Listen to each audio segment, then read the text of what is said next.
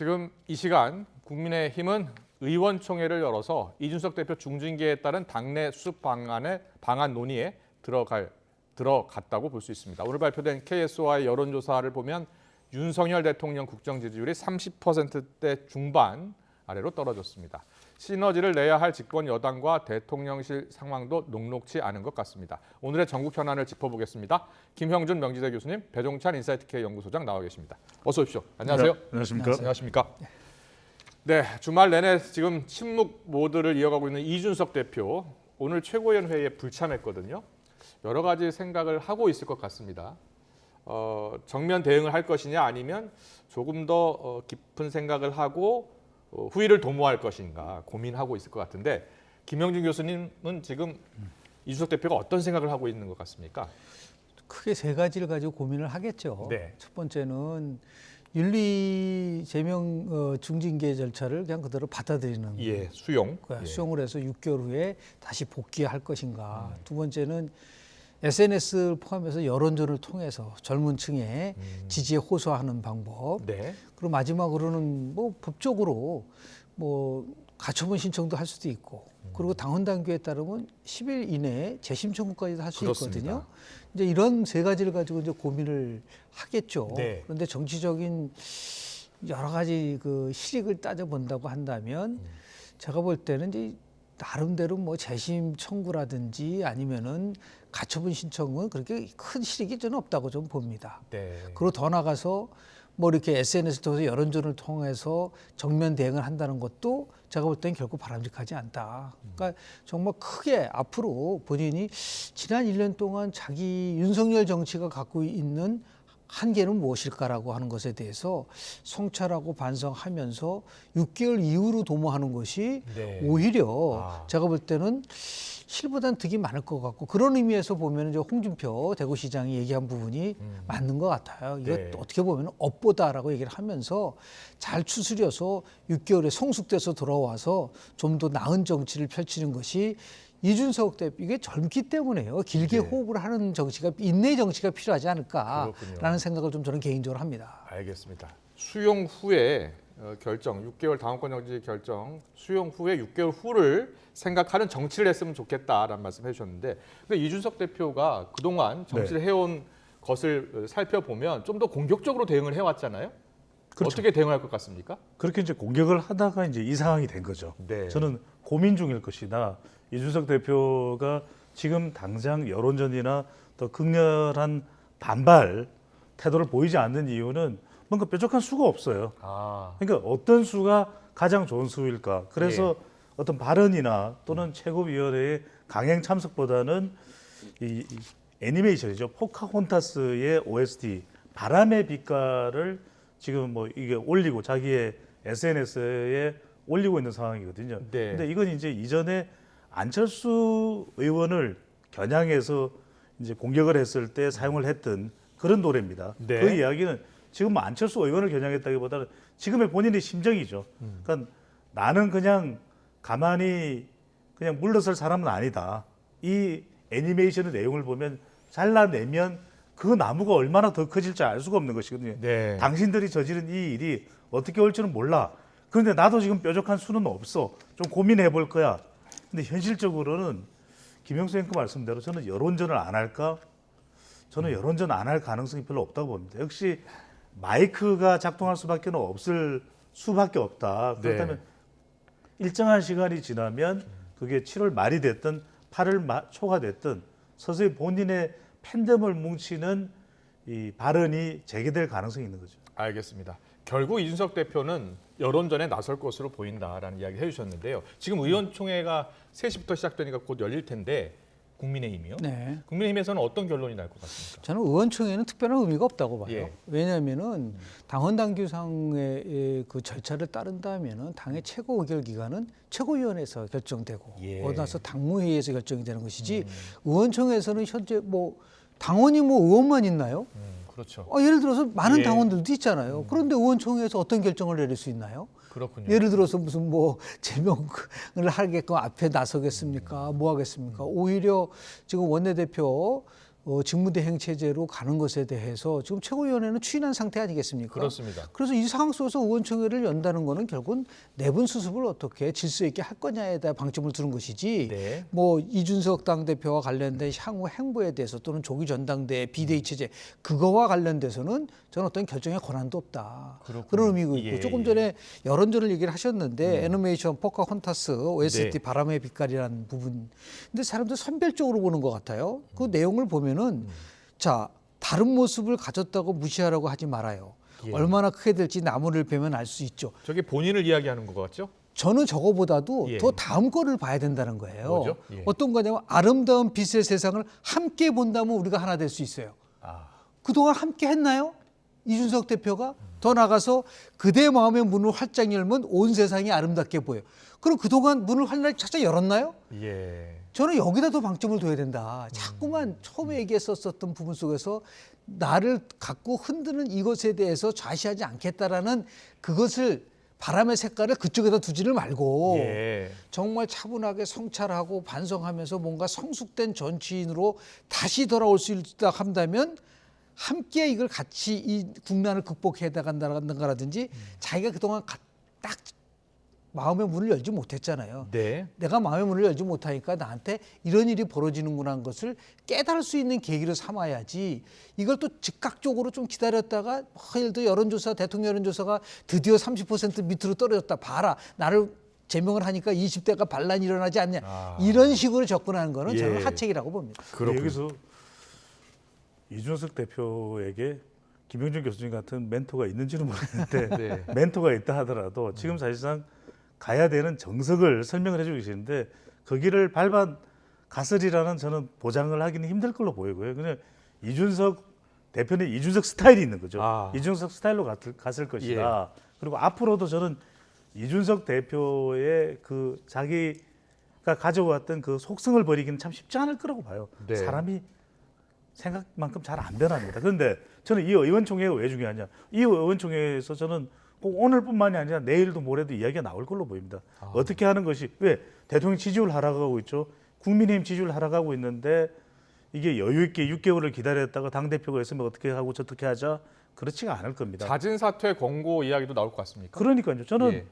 그런 것들이 여론에서도 실제로 나온 바가 있거든요. 네. 저는 그런 이야기가 초선이나 또는 재선이냐 또는 친윤이냐 또는 그중에 더 핵심 들어서 윤핵관이냐 또는 윤핵관도 친윤단인 비윤이냐 따라서 저는 의견이 막 쏟아질 거예요. 그렇군요. 그런데 그런 상황에서 권성동 원내대표는 지금 발언하는 내용을 보면 본인의 정치 생각도 있는 것 같아요. 그러니까 내년에 이준석 대표가 6개월 뒤에 다시 복귀를 하고 또 5개월 지난 뒤에 전당대회를 하면 내가 당대표 이렇게 생각할 수 있거든요. 그거는 장제원 의원 입장에서 보면 말도 안 되는 이야기. 예. 저는 그래서 친윤 이른바 윤석열 대통령과 가까운 윤핵관 내에서도 분화가 벌써 이루어졌다. 그렇게 이렇게 보시는군요. 보입니다. 예. 그러니까 내년 6월에 이제 전당대회가 예정돼 있는데 만약에 이준석 대표가 사퇴한다면 조기 전당대회를 열 수밖에 없고 그리고 조기 전당대회가 열리면 권성동 원내대표는 사실 지금 원내대표를 맡고 있기 때문에 출마하기 어렵잖아요. 그렇죠. 그래서 권성동 원내대표가 만약에 당대표가 되고 싶다면 사실 내년에 하는 게 맞거든요. 그래서 권 대표가 그런 생각도 하는 것 아니냐라는 이야기도 나와요. 근데 그걸 넘어서서요. 어떤 그 초유의 사태라고 얘기를 했지 않습니까? 예. 그러면은 많은 부분들은 이제 결과를 보고 상황을 설명하는 이른바 우리가 얘기하는 포스터가 엑스플러네이션, 그러니까 사후 설명적인 거는 네. 상당히 위험할 수가 있어요. 예. 그러니까 예를 들어서 지금 가장 큰 문제는 아니 정부가 출범한 지 2달밖에 안 되는데 집권 여당에서 저렇게 자중질환이라는 거는 혹시나 이준석 대표를 끌어내리고 결국은 당의 주도권을 잡기 위한 친윤 세력에 보이지 않는 구태타냐라고 하는 말이 나오지 않습니까? 예. 그러한 의혹을 불씨시키기 위해서라도 당원 당규에 규정된 것을 그대로 따라가는 거. 이것이 예를 들어서 권성동 예. 대표가 내년 4월에 임기가 끝나고 차기 전당대회가 6월이라 하더라도 만약에 그 정해진 절차라든지 해석을 벗어나게 되면은 이준석 대표를 저렇게 징계한 이유가 결국은 몰아내기 위한 것이다라고 하는 의혹을 받을 수밖에 없는 거죠. 네. 그게 저는 최악의 상황이라고 봅니다. 그렇군요. 그러니까 예. 어차피 당이요. 지금 우리는 이거를 자꾸만 초유의 사태라 얘기도 하고 있지만 진화론적 관점에서 볼 거냐, 태보적인 관점에서 볼 거냐. 민주적 절차를 통해서 선출된 당 대표를 당의 윤리위에서 징계를 했다는 그건 엄청난 혁신 아닌가요? 예. 엄청난 변화 아닌가요? 이렇게는 왜 못 받아들이냐는 거예요. 이거를 나름대로 이 위기를 극복하는 모습을 보여야 하지 민주당과의 경쟁에서 국민의힘은 훨씬 당대표마저도 6개월 징계를 하고 있는데 네. 저 당은 각종 의혹에 지금 휩싸인 사람을 당대표로 만드는 정당과 어떻게 비교가 될 수 있느냐라고 하는 주도권을 가질 수 있는 것이죠. 그렇지 않고 지금 비대위로 갈 거냐, 조기 전당대회도 이거 자녀 임기를 채울 거냐, 아니면 다운 단계를 또 바꿔가지고 2년짜리 전당대회 할 거냐. 이 과정을 한번 생각을 해보십시오. 알겠습니다. 이거는 그 나름대로 국민들이 당원 봤을 단계에 따라 때는 그대로 가야 된다. 그러니까 6개월 동안 권성동 원내대표가 대행 체제로 가는 게 맞다. 그게 수순이고 그게 예. 상식이지 그 이상을 나가게 되면 결국은 그거는 국민들로부터 굉장한 질타를 받을 수밖에 없다라고 저는 봅니다. 그렇군요. 그런데 권성동 대표가 직무대행을 6개월 동안 하면요 거의 장을 다 장악할 수 있는 거 아닙니까? 그러니까요. 예. 그래서 나오는 이야기고 그것을 모르겠어요. 그러니까 더 윤핵관 개개인 의원들의 속내를 알 수는 없지만 네. 그렇지만 더 핵심은 이거죠. 왜 그 윤리위의 독립적인 기구의 결정을 못 받아들여? 그래서 나는 직무대행이야 하는 것이 지금 권성동 원내대표거든요. 그렇습니다. 그런데 다 시시하고는 있지만 왜 그런 생각 안 하겠어요? 윤리위가 왜 이런 결정을 내렸을까? 그렇다면 결국 권력은 어디 쪽으로 가는 거 아니야? 그렇다면 나는 행동을 어떻게 해야 돼? 그러니까 지금 윤리위가 왜 그런 결정을 이런 결정을 내렸을까에 대해서 다들 생각을 하고 있는 그 내용이 있지 않습니까? 네. 그렇다면 과연 권성동 원내대표의 계획대로 당원 당규대로 뭐 흘러갈까요? 당원 당규보다 더 중요한 게 뭘까요? 그러면 지지율은 하염없이 꺼지고 있는데 그래 무너지더라도 당원 당규에 우리가 이건 원칙대로 가자 이런 상황일까요? 예. 대통령의 지지율은 지금 30%대에서 30% 초반까지 내려가는데 이걸 어떻게 하지? 저는 이건 비상사태라고 초유의 사태라는 것이 당이 어떻게 될지 모르는 그런 초유의 사태라면 어떤 네. 결정이든 내릴 수도 있는 것이죠. 예. 그렇잖아요. 왜냐하면요 여기에 핵심은 결국 이준석 대표의 결단이에요. 만약에요 비대위를 하든 뭐를 하든 간에 결국은 사퇴시키든 뭐 했을 경우에 그 당시에는 이준석 대표의 나름대로의 그 저항권이 인정되는 겁니다. 예. 아니, 당원 당규상으로 내가 지금 6개월만 지나면 당대표가 되는 거를 그걸 끌어낸다. 오히려 엄청난 혼란이 올 수 있어요. 그래서 향후 어떠한 진로로 가야 될지를 결정하기 이전에 예. 이준석 대표가 어떤 결정을 내릴지를 보고 얘기하라는 거예요. 네. 그러니까 이준석 대표가 나는 수용하겠다. 그럼 더 이상 무슨 문제가 이뤄질 수 있나요? 그럼에도 불구하고 나는 윤리 결정을 수용하겠다고 하는데 계속해서 예를 들어서 당신 물러나라 나가라고 얘기한다는 거는 결국은 이준석이를 끌어내기 위한 것이다라고 하는 오해를 받을 수밖에 없고 그것이 실체화된다고 한다면 그거는 당은 치명적인 상처를 입는 거기 때문에 이제는 뭐 의원총회 그러지 말고 차분하게 윤석열 대통령도 이 부분에 대해서 개념하지 않는다고 얘기할 그렇습니다. 정도로 자, 이준석 대표가 이제 너무 오랫동안 침묵해서는 안 된다. 빨리 자신의 거취와 관련된 문제에서 명쾌한 입장을 표명하고 만약에 수용하지 않는다라고 하면 그때는 여러 가지 이제 문제가 이제 발생되지 않겠습니까? 그 이후로 지금 이 과정을 좀 진행시켰으면 어떨까 하는 생각이 좀 듭니다. 그렇군요. 근데 짧게 이 말씀 드려도 될것 예, 같아요. 말씀하세요. 이미 문제가 생긴 거죠. 네. 이미 이준석 대표가 윤리위의 징계를 받은 것 자체에 대해서 이해를 못하는 여론이 있고 예. 또 이해를 하더라도 그것은 당권 다툼이 아니겠느냐. 그것도 윤핵관의 이른바 이준석 밀어내기가 아니냐라고 하는 인식도 상당히 팽배해 있는 가운데 이준석 대표가 이게 윤리위의 수용이 아주 합리적이기 때문에 받아들일 수 있는 사안은 아니라고 보거든요. 예. 그렇다면 이미 문제는 벌어져 있는 것이죠. 그렇군요. 이준석 대표 징계에 대한 그 KSO와의 여론조사도 있거든요. 그 여론조사 잠깐 보고 갈까요? 적절한 징계다가 33.2, 과도하다가 31, 그리고 미흡하다 27.5, 잘못은 8.4 이렇게 나온 여론조사인데요. 네, 그 여론조사를 좀 보면 대체로 보면 과도하다는 31이고요. 적절하다, 미흡하다가 60 뭐 정도 되는 것 같습니다. 그렇죠. 예.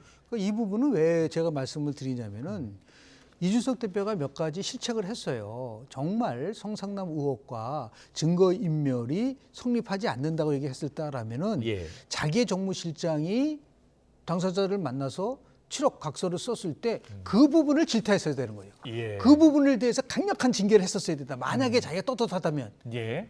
안 했잖아요. 자기 측근이 그렇게 하는 부분에 그러니까 당연히 의심할 수밖에 없는 부분이 있지 않습니까? 예, 예. 이런 부분들을 보고 미흡하다, 과도하다, 적절한 전개다. 저 과도하다는 비율이 31%밖에 안 나오잖아요. 네. 그 얘기는 전반적으로 이 징계와 관련돼서 이걸 너무 지나치게 권력 투쟁적 시각에서만 보는 것이 아니라 그래도 자꾸만 이거를 본인 실수를 많이 했었어요. 또 네. 뭐냐면 윤리 결정이 나오기 전에 나는 이 징계라도 나는 경고라도 받을 수 없다라고 얘기한 점도 잘못된 것이고 그리고 실제로 윤리위를 윤핵관이 구성시켰나요? 윤리위를 구성할 때 위원장은 누가 모셔왔나요? 이준석 대표입니다. 이준석 대표가 모셔왔잖아요. 그리고 그 안에 있는 분들이 전부 다 정치인들인가요? 아니에요. 예. 원에 있는 분들이 봤을 때 객관적인 사실을 보고 이거는 나름대로 소명이 안 됐다라고 판단을 한 거라고 한다면 네. 자기 자신에 대한 부분들에 대한 반성과 성찰과 그런 부분들이 보였나요? 아. 그런 게 안 보이니까 네. 과도하다는 비율이 31%밖에 안 나오는 거예요. 그래서 제가 말씀드리는 이유는 자 이것이 정치적인 행위라고 하더라도 예. 본인은 억울할 수도 있고 그 실제 사법적 절차도 좀 남아 있습니다. 이 사법적 절차를 어떻게 만약에 사법절차에서 다른 결과가 나오면 네. 그거 봐라. 내가 그동안 얘기했었던 것이 맞지 않은 대반전이 일어날 수 있다고 한다면 그 6개월을 그 사법적 절차에 나름대로 잘 처리도 하고 거기에 수능을 하고 그런 시간을 갖는 게 난 거지. 여기에 대해서 무조건 반대하고 나는 나의 길을 가겠다라고 한다는 거는 제가 볼 때는 젊은 혈기를 가지고 갈 수 있는 거지만 이거는 제가 볼 때는 좋은 정치적인 판단은 아니다라고. 이 말씀은 드려야 될 것 같아요. 그러니까 우리가 이런 여론조사를 할 때 저도 데이터 분석을 또 이제 우리 김영준 교수님은 대한민국 최고의 데이터 분석도 전문가이시기도 한데 네. 과연 이 내용들을 다 알고 이렇게 응답자들이 징계위, 윤리위 정도의 징계하는 윤리위 정도의 수준에서 판단했으니까 그렇지는 않을 거예요. 그러니까 네. 이 미흡하다는 의견도 더 징계를 해야 되는데 미흡한 건지 아니면 이 징계라는 것 자체가 미흡한 건지 이 과정과 결과가 저는 좀 이 부분도 봐야 되는 거 아닌가라는 생각이 들고요. 그리고 네. 그 윤리위가 내린 그 판단에 대해서도 우리가 이제 이런 여론조사가 나올 때는 정말 성상납 의혹이든 증거인멸 교사가 아주 실체적 진실을 근거로 해서 내려진 판결을 떠나서 이준석 대표가 상당히 미운 털이 박혀 있죠. 네. 20대 여성들이나 30대 여성들도 이 젠더 갈등을 일으키고 그런 거에 대한 미운 감정도 이런 여론조사에 포함될 수 있습니다. 그러니까 저는 이준석 대표가 정서적으로 미운 것과 네. 이 사람이 당대표 자리에서 내려와야 되는 이유하고는 조금 더 구분돼서 볼 필요가 있겠죠. 알겠습니다. 이준석 대표가 과연 어떤 길을 가게 될지, 어떤 길을 가게 되느냐에 따라서 또 국민의힘이 이 힘의 균형추가 또 바뀔 것 같기도 하고요. 알겠습니다. 계속해서 윤석열 대통령 지지율과 관련해서 좀 이야기를 해보려고 합니다. 이준석 대표 중징계 속에 지금 국민의힘 지지율은 물론 윤석열 대통령의 국정 지지율도 경고등이 켜졌습니다. 저희가 영상을 준비했습니다. 보고서 대담 이어가겠습니다. 청와대 대신 용산 집무실로 처음 출근하는 날 윤석열 대통령의 도어 스태핑, 이른바 약식 회견이 막을 올렸습니다. 우리 정치 과정 자체가 국민 통합의 과정입니다. 나는 통합을 어떤 가치를 지향하면서 할 것이냐 얘기한 겁니다. 이래야죠.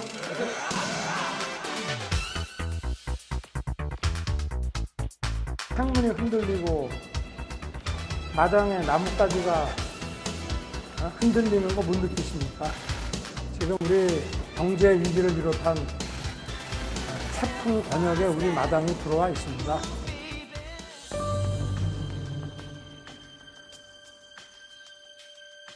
그럼 전 정권에 지명된 장관 중에 이렇게 훌륭한 사람 봤어요? 다른 정권 때하고 한번 비교를 해보세요. 사람들의 가질이나 이런 것들.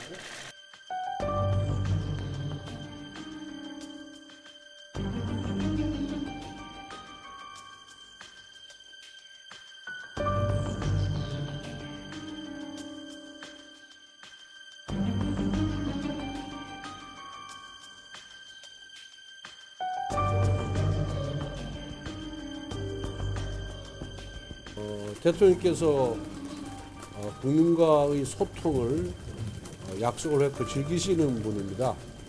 그래서 아마 말 그대로 코로나 때문에 임시로 중단하신 것이 아닌가. 코로나 핑계가 아닌 정말 코로나 사유인지 이런 모든 정책과 결정을 하실 때 과학적인 근거를 가지고 코로나 핑계가 아닌 코로나의 과학적 방역을 해주시길 기대한다라고까지 말씀드리겠습니다.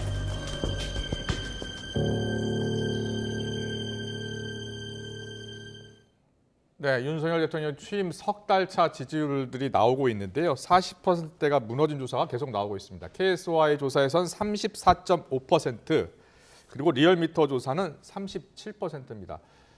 자, 지지율이 급락하면 국정 운영 동력이 차질을 빚을 수밖에 없잖아요. 지금 비상 상황 아니겠습니까? 비상한 상황이죠. 예. 보통 우리가 여론조사에서는 긍정평가 35% 그리고 부정평가 55%의 법칙이라는 게 있어요. 어떤 법칙입니까? 35%로 내려가면은 예. 1차적 경고가 결국은 옐로 카드에서 레드 카드로 바뀔 수 있다는 걸 얘기하는 거거든요. 예. 그래서 보통 지금 보면 4단계를 거쳤어요. 첫 번째 단계는 50% 선이 무너졌느냐. 네. 그 첫 번째 그 관심이었었고요. 두 번째는 자신이 대선 때 얻은 지지율 48.6%보다 지지율이 낮느냐는 게 두 번째 단계고.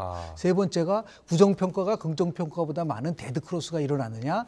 마지막으로 35%가 무너졌느냐라는 거거든요. 마지막 단계까지 온 마지막 거네요? 거의 마지막 단계가 문제는 뭐냐면 이게 2달 사이에 왔다는 거예요. 네. 통상적으로 보면은 다 또 취임 한 2년 정도 됐을 때 40%대가 무너졌는데 네. 이렇게 빠르게 가파르게 온 거는 처음일 수밖에 없는 거라고 우리가 분석이 가능한데요. 그러니까 뭐 영선 대표가 당에서 징계받은 것도 초유지만 대통령의 지지율도 이렇게 급락하는 것도 초유의 사태라고 볼 수밖에 없고, 이렇게 되면 두 가지가 문제가 됩니다. 하나는 뭐냐면 대통령은 국민을 위해서 국민만을 바라보며 일을 하고 싶다고 하는데 그게 될 수가 없어요. 그렇군요. 왜냐하면 35% 아래로 떨어지면은. 예. 두 번째는 뭐냐면 이 정부가 출범하면서 반드시 추진해야 될 개혁 과제를 끌어갈 수가 없습니다. 근데 개혁 과제라는 거는 국민의 전폭적 지지, 지금 여소야대 상황인데 국민들이 전폭적 지지를 해야지. 지금 대통령은 여러 가지 얘기를 하고 있지 않습니까? 재정 건전성 문제를 포함해서 공공, 교육, 노동, 금융, 서비스 5대 개혁을 얘기하고 있는데, 이렇게 힘이 35% 이하로 떨어진다고 한다면 그걸 끌고 갈 수 있는 동력을 상실하기 때문에 예. 굉장한 위험한 수준까지 왔다. 이 부분을 여론조사에는 개의치 않는다라는 그 생각은 지극히 이거는 위험한 생각이라고 볼 수밖에 없다라는 말씀 좀 드립니다. 위험한 상황일 수밖에 없다. 임기 초 지지율이 급락한 사례가 이명박 정부 때 미국 소고기 파동 사태가 유일해서요. 이것과 이제 비교하는 분들이 있거든요. 네네. 그런데 지금 인사 참사 그리고 전에 당내 갈등, 이 여러 가지 문제가 지지율 그 약세 이유 아니겠습니까? 어떻게 하면 극복할 수 있을 것 더 같아요? 근본적인 이유가 있고 더 근본적인 뭐죠? 해결책이 있는 거죠. 예. 그러니까 방금 전에 이명박 대통령 때 임기 초반에 강우병 사태가 있었거든요. 네. 그때 강우병이 문제가 아니라 대통령의 지지율이 내려간 것은 대통령으로부터 원인을 찾아야 됩니다. 불통이죠.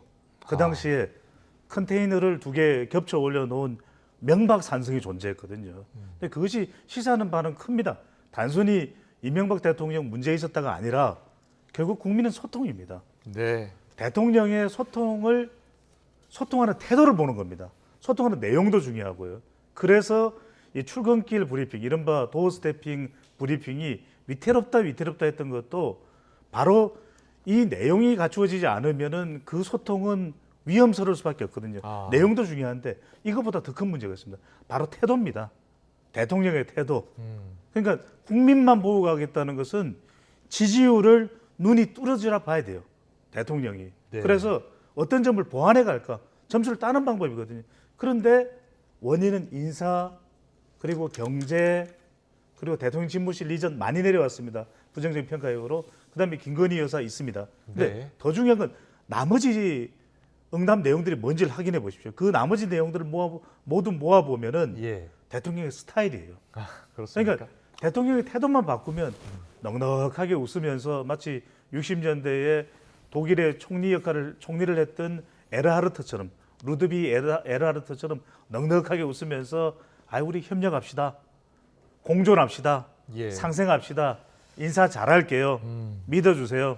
경제 힘들지만 어떻게든 중산층 무너지지 않도록 꼭 붙들고 가겠다. 네. 그런 대통령의 모습을 기대하는 겁니다. 아. 당장 성과는 나오지 않습니다. 예, 예. 왜냐하면 성과가 나오려면 한 달, 두 달, 그럼 지지율은 더 내려가겠네요. 네. 그게 아니라 대통령이 당장 태도를 바꾸어서 이런 모습으로 저는 획기적으로 바꾸어서 가겠습니다. 그 순간 국민들도 마음을 돌립니다. 아, 그래. 대통령이 마음 먹고 한번 해보겠다는데 우리도 윤석열 대통령 한번 믿어보자. 믿었는데 못하면 그때 가서 평가할 일이고 대통령의 태도가 변한다는데 그래서 저는 대통령의 스타일, 네. 대통령의 태도 이걸 굉장히 좀 아주 심하게 표현한 언론도 있습니다. 그런데 저는 이 태도 바꾸면 됩니다. 대통령의 스타일, 태도가 바뀌어야 한다. 뭐 인사 문제도 있고 지금 경제가 어려운 문제도 있고 당내 갈등 문제도 있지만 소통을 위한 노력 그게 더 필요한 것 아니냐라는 의견을 주셨거든요. 크게죠. 대통령과 관련된 지금은 이제 그 스타일이라 얘기하지만 미국에서 이제 퍼스널리티란 말을 많이 써요. 그 자기의 그 개성과 관련된 부분들, 대통령과 관련된 거, 경제와 관련된 거, 그리고 집권당과 관련된 거가 있다고 한다면 네. 전체적으로 보면 한 70% 정도는 대통령의 퍼스널리티에서 나오는 거예요. 그렇군요. 근데 예. 대통령에 관련된 거는 크게 세 가지가 이제 그 축이거든요. 하나는 정책, 네. 두 번째는 인사, 세 예. 번째가 메시지거든요. 아. 근데 지금 가장 큰 문제는 새 정부 들어와서 국가적인 어젠다가 보이질 않는다. 그러니까 예를 들어서 YS 때는 신한국 창조 포함해서 신경제, 그리고 DJ 때는 IMF 조기 극복, 적폐청산 등 아주 초창기 때 해야 될 건데 지금 그게 보이지 않는다는 게 있고요. 예. 그리고 정책 혼선들이 나왔었고 인사 문제는 왜 그러냐면 저는 뭐 여러 가지 좋은 말씀을 하셨는데 딱 하나입니다. 지지를 극복할 수 있는 방법은 딱 하나다. 윤석열 다음으로 돌아와라. 그러니까 기대와 인식이 일치되지 않을 때 떨어지는 거거든요. 대통령에 대한 기대는 굉장히 많았어요. 아, 저분은 무너진 공정과 상식을 다시 세울 거야 라는 기대를 갖게 된 것이죠. 그런데 인사 문제에서 공정과 상식이 무너졌다는 거가 네. 사람들로 하고 굉장히 당황스럽게 만드는 거고 아. 법치를 지켜야 될 것 같은데 화물연대 불법 파업에 대해서는 뭐 예를 들어서 적당하게 타협을 하는 부분들이 있고요. 네. 제가 볼 때는 전 정권에 대해서 분명히 적폐 수사할 것 같은데 전혀 지금 뭐 저 하고 있지도 않고 이게 이제 보수층의 이제 그 이반을 가져오는 거거든요. 그러니까 네. 윤석열 대통령이 대통령 되기 전에 국민들에게 받았었던 그 좋은 인상과 이미지로 빨리 돌아와야 된다. 그런데 지금 도어 스태핑 같은 경우도 내용과 태도라고 하는데 그걸 보면서 사람들은 소통을 느끼는 것이 아니라 오히려 굉장히 고압적 태도로서 이 문제를 하는 게 아니냐라고 하는 걸 느끼는 순간이 있을 수가 있었어요. 예. 특히 이제 전 정권에 대해서 비판하고 말이죠. 이 정권보다 더 낫느냐라고 얘기를 하는 데 있어서 오히려 당황하면서 누가 이제 이탈이 오냐면 중도층에서 아주 빠르게 이탈이 오고 있는 겁니다. 도어스텝의 소통에 긍정적인보다 부정적인 영향을 많이 미쳤다. 아니 원래 지도는 굉장히 긍정적이었었죠. 그런데 운영하는 방식이라든지 내용 면에서 대통령의 언어가 아닌 그러니까 굉장히 그 일반 유권자들이고 지지층조차도 저건 너무나 격한 대통령의 언어다라는 것에 대해서 갖고 있는 그게 이제 지금 얘기하는 이제 태도와 연관이 되는 부분이 있거든요. 예. 그래서 지금이라도 다시 한번 작년 3월 24일 날 검찰총장에서 물러나서 6월 29일 날 제가 대통령 선언을 하면 참여 선언을 다시 한번 저는 읽어봤으면 좋겠어요. 그리고 거기서 자신이 얘기했었던 거가 뭐가 흔들리고 있는지에 대해서 한번 정말 깊게 성찰해 보지 않으면 이거 극복하는 게 쉽지 않습니다. 네, 알겠습니다. 오늘 여러 가지 정치 이슈 가운데 이준석 대표 이야기 많이 했고요. 그리고 윤석열 대통령 지지율에 대한 이야기 해봤습니다. 오늘 정치권 이슈 분석은 여기까지 듣겠습니다. 김영주 명지대 교수, 배종찬 인사이트K 연구소장과 함께했습니다. 잘 들었습니다. 네, 고맙습니다. 맞습니다. 감사합니다. 감사합니다.